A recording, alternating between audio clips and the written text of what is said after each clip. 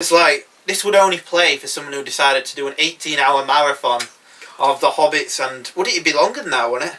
Well, let's assume watching the extended cuts. Well, it'd be 3 hours each for the Hobbit, so 9. Yeah. And then how long are the Lord of the Rings? 4 hours each? I think about 3.5. 3.5. So you're looking at about... Return of the King is just slightly over 4 hours. 7 plus 5, 11 plus 20-hour marathon. 20-hour marathon, yeah. If you were doing a 20-hour marathon, it would work, but not in the context of this as an individual film. No. Unless if they play that a lot more in the third one. I don't know what they're going to do. No, but it just doesn't work here, does it? Because, like, let's remember in Fellowship of the Ring, let's assume you've not read the book and you're watching film for the first time. Like I did. Yeah. And you don't know anything about the next two films. You've not seen any publicity or trailers for it. You're watching them cold. You actually think Gandalf is dead. Yeah. In Fellowship of the Ring. Like, for a whole year after I saw Fellowship of the Ring, I know with books at this stage, I thought Gandalf was dead. Until someone on the playground ruined it for me and said, oh no, Gandalf is alive. I was like, dickhead, why'd you ruin that? Yeah. Because I thought Gandalf was dead. I was convinced Gandalf was gone and that was it. Yeah. You know, I had no idea he was going to come back. Well, they make no foreshadowing to it at all. No, they don't. Play No. it as if he's dead. Yeah. And it's a really effective scene in Fellowship of the Ring. Yeah. But just doesn't quite work in Desolation of Smaug. Doesn't work at all. The material in that is so out of place. In the rest of the film, it doesn't work at all. And you get into the point where I mentioned this while we were watching it, but yeah, you know it's bad when you get to the point where you've got to give a character something to do. Yeah. Because it should all just come like naturally. You know, basically it should write itself. Yeah. Like in Lord of the Rings, a conversation between Aragorn, Legolas and Gimli. They're looking for Merry and Pippin. Writes itself. Yeah. The characters are so strong, and you know the character interplay and interrelationships. You know how it's going to work, basically. Yeah. But, like, with the dwarves, you've just... Like, I remember watching the documentary footage, they went to a lot of effort to make the dwarves look... Sorry, the dwarves, because Tolkien doesn't like the use of dwarves. Oh, sorry. He invented the use of dwarves. Yeah. They went to a lot of effort to make the dwarves look distinct from each other. Yeah. Visually. And they do a good job. They do all look different from each other. Starfish man, fat guy. Yeah, exactly. Starfish man, fat guy. Slow-looking kid. Yeah. The big meaty one. Yep. Foreign. Yeah. I think you know what I mean. I bet James Nesbitt. The white bearded man. The white beard, the old one. Yeah. The two young ones. The Nesbitt guy. The Nesbitt guy. Yeah. And so on and so forth. But they don't go to a lot of effort to make distinguishable personalities. No, not at all. Because ultimately, I don't care.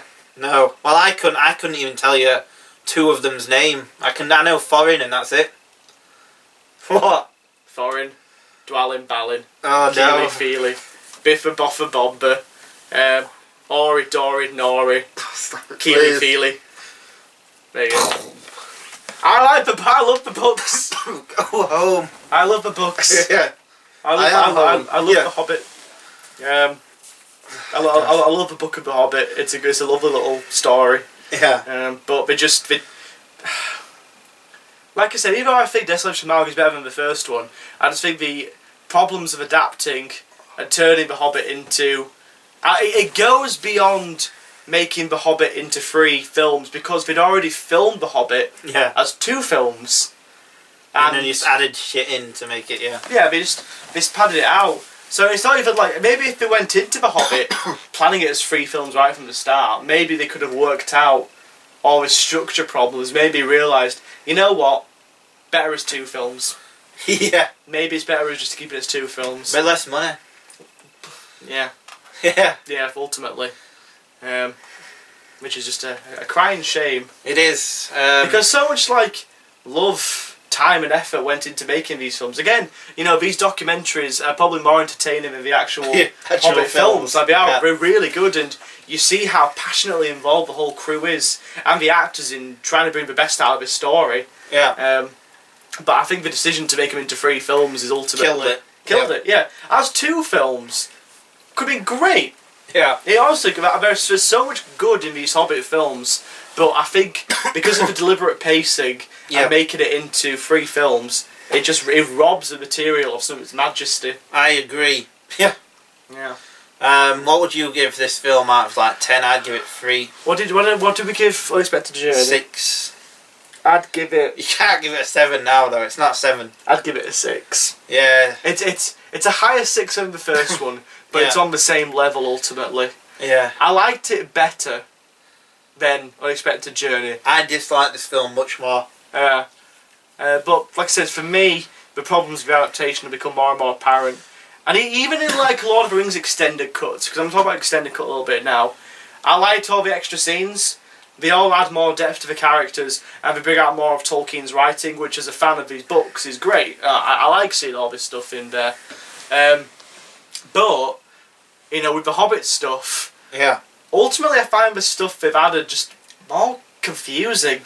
That's true. Like, I love books, and even I was struggling to keep up with some of the stuff they've added there. For someone like you, I don't think... Well, Stephen Fry ate a pair of testicles. Oh, he did, yeah. That's a genuine deleted scene. Yeah. Not something we've made up for some kind of gay panic joke. Stephen Fry eats testicles. Yeah. Which Alfred, his servant, gives him. Let that be the epitaph of his career. Exactly.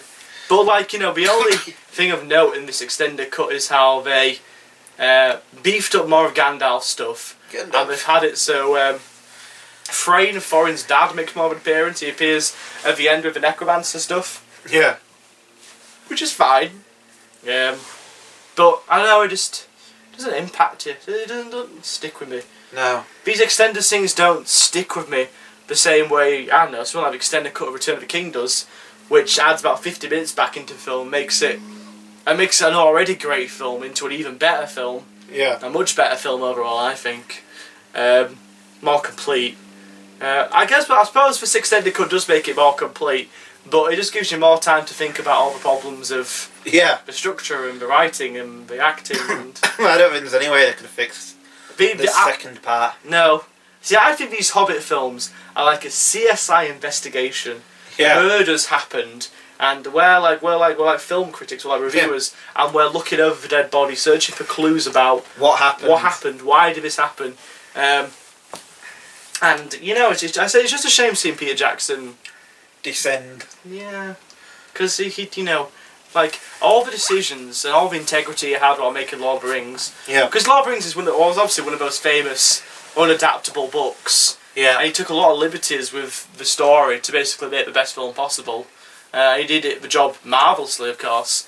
Yeah. But you know, all his integrity, I think, just kind of went with the Hobbit. Which, you know, like I've said before, Peter Jackson's like a hero to me.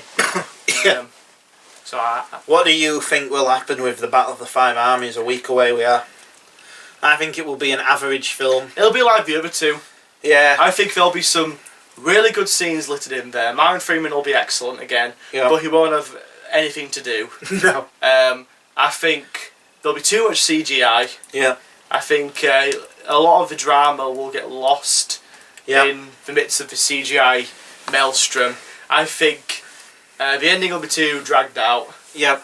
And I think ultimately another missed opportunity. There's great film in there, but the deliberate pace and splitting it into 3 films robbed it of much of its majesty. Yeah. And it had loads of pacing problems, and it'll be too dark for The Hobbit. Yeah. Join us in a week and a half where we'll discuss what we think after seeing it, and probably discuss the whole trilogy as a big whole. Yeah. Seeing how it works, knowing all of it. And unfortunately we won't be watching the extended cut Battle of the Five Armies, so we'll be going off the theoretical version. Yes. I personally might go back in a year's time and do an extended cut review. How dare you! I know. I might do. Yeah. We'll see. Yes, I think that you'll be so disappointed you'll burn your Hobbit films you have already. Oh, my Hobbit extended cut. Will you go up in fire like the dragon Smaug? Or will I arise like the dragon Smaug?